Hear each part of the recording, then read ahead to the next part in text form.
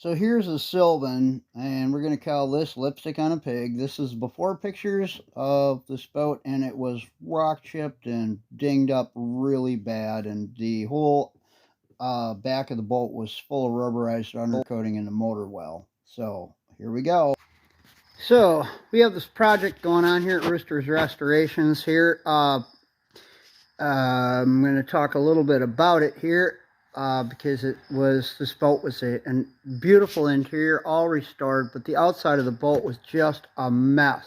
This whole area in here was covered with spray rubberized undercoating. So I stripped it off and kind of went back to the primer state. That still has to be DA sanded, and then it will be refinished after that. But what I wanted to talk about on this boat more than anything was that they spent so much time doing a really great job restoring the inside of the boat. But as you can see, that center hatch is totally warped.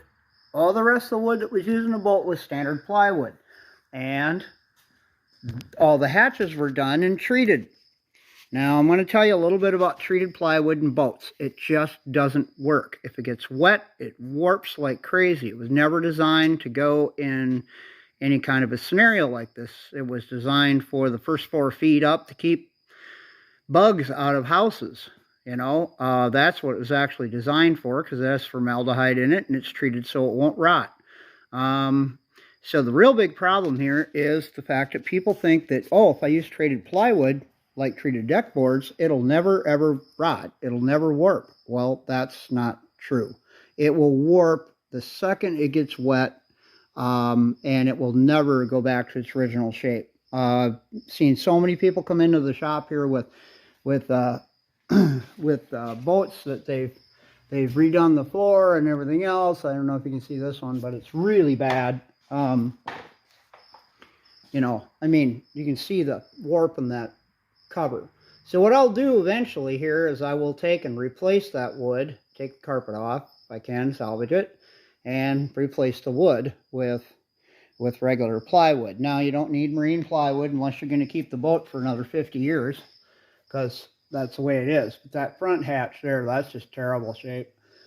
That one will definitely get done as soon as possible. Now, as for the side of this boat, it's a sylvan, 18-foot sylvan, but it was just nicked and dinged straight, you know, no dents in it or gouges in it, but it's just nicked and dinged to death all the way down the side. Big gouges in the paint like that, you know, just down the side. The other side actually was worse, if you can imagine that. Dock rash, you know.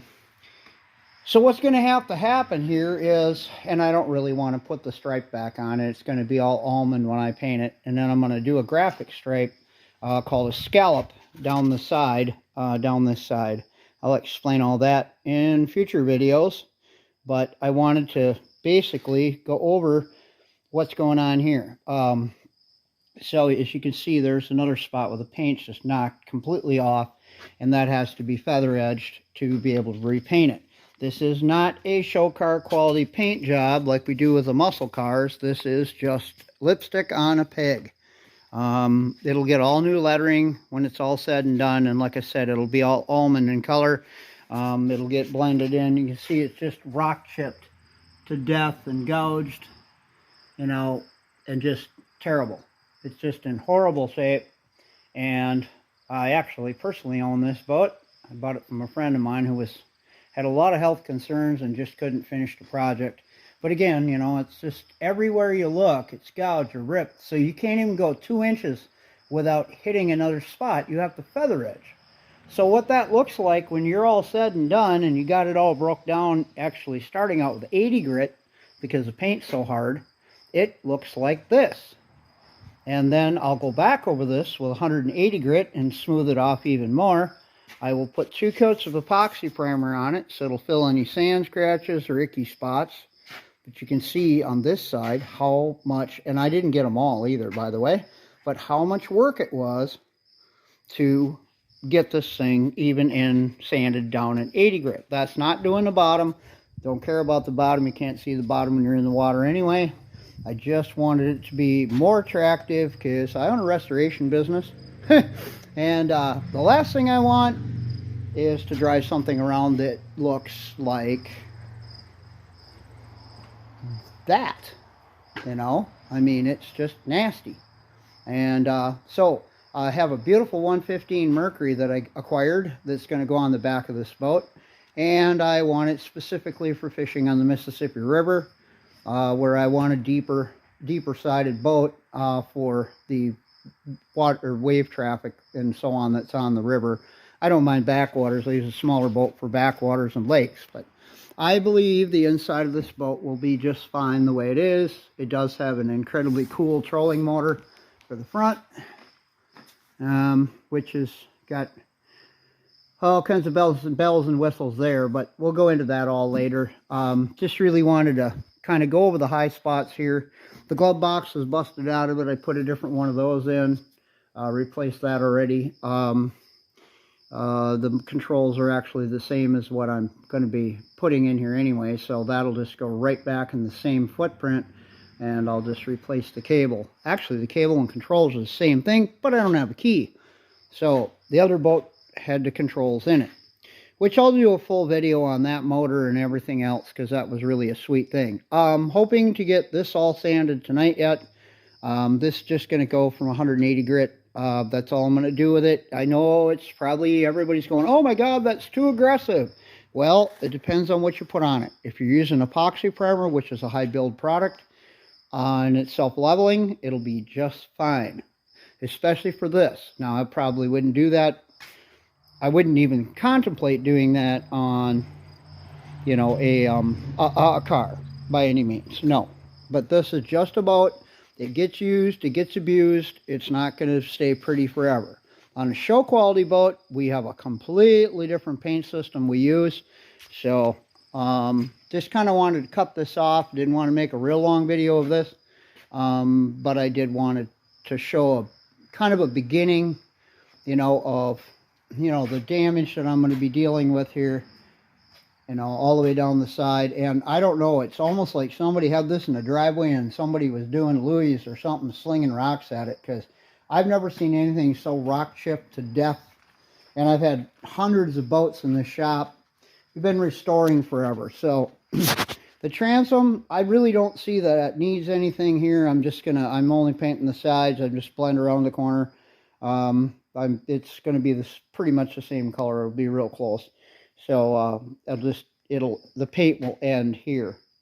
So I'll just backface tape it and end the paint there, and that'll be good enough for, again, it's just a fishing boat.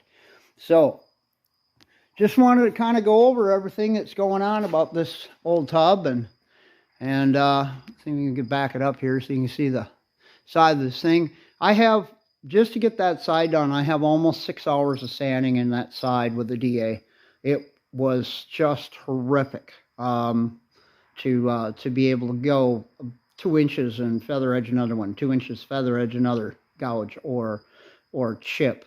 So they're not all perfect, but it's going to be good enough, like I said. So that being said, we're going to cut this one off here, and you can see the next installment once this thing is completely sanded.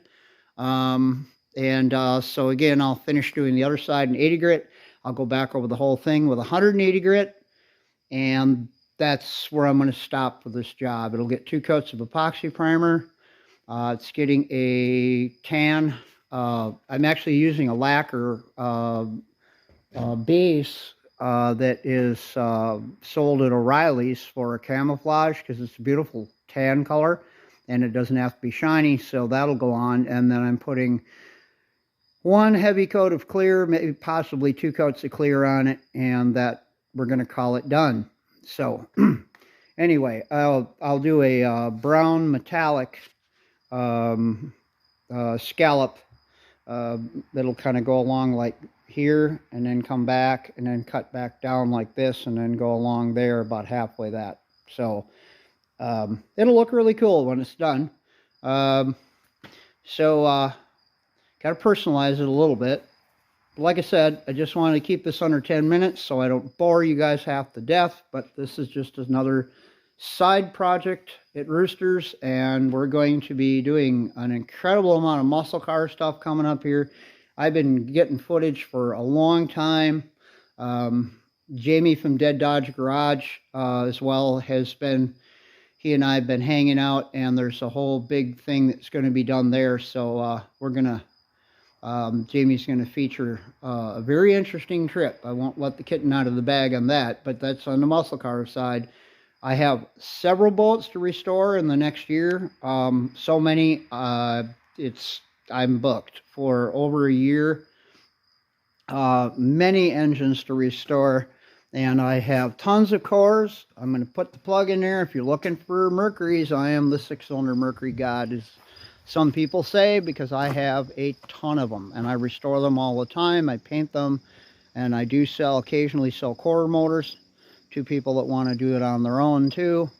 So on there. And I also am probably one of the bigger Scott collectors too, because I have a lot of Scott 3-cylinder stuff. I absolutely love those motors. They are a 3-cylinder pissed off chainsaw with a prop.